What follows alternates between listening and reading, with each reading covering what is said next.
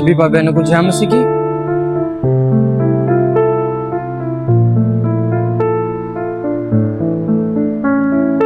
सभी भाई बहनों को जय मसीह की। हम पढ़ेंगे इब्रानियों की पुस्तक उसकी 2 अध्याय की 14 आयत में लिखा है, इसलिए जबकि लड़के मांस और लहू के भागी हैं तो वह आप भी उनके समान उनका सहभागी हो गया, ताकि मनुष्य के द्वारा उससे जिसे मृत्यु पर शक्ति मिली थी अर्थात शैतान को निकम्मा कर दे।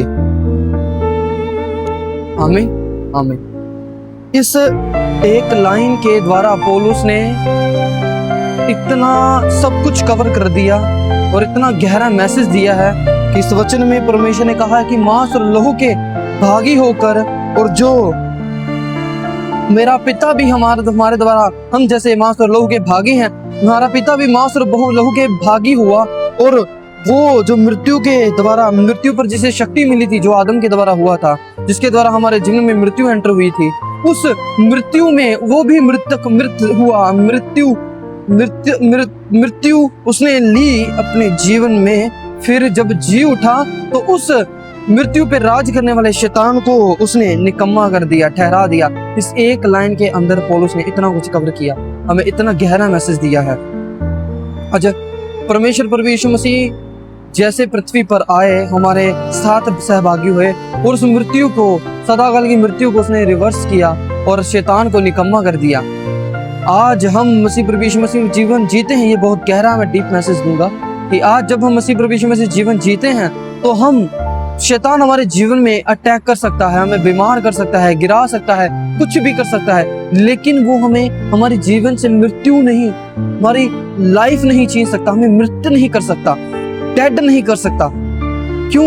क्योंकि पिता ने वो अधिकार उससे छीन लिया, खत्म कर दिया है। अगर आप प्रकाशित वाक्य पढ़ेंगे तो लिखा है कि आखिर में, लास्ट में पिता उस जेल से उसे छुड़ा देगा, छोड़ देगा उस शैतान को, शैतान बाहर आ जाएगा। तब मैं आपको बताना चाहूंगा, तब शैतान जिसका चाहे मृत्यु छीन पाएगा, छीन लेगा। अभी अधिकार पिता के पास है।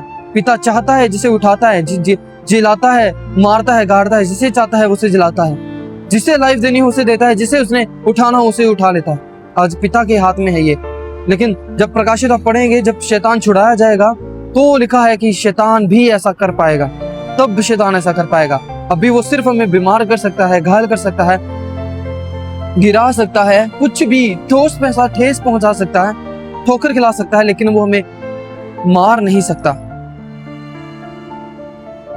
वो क्योंकि पिता ने जीत हासिल करी है, और उस वक्त जब छुड़ाया भी जाएगा तब उसे सदा के लिए खत्म करके पिता हमें सदा का राज्य भी देगा, सदा का जीवन भी देगा, और सदा हम पिता के साथ ही जिएंगे। आप सबको आशीष मिले, मसीह प्रभु यीशु मसीह के नाम में मांगता हूं, आमीन।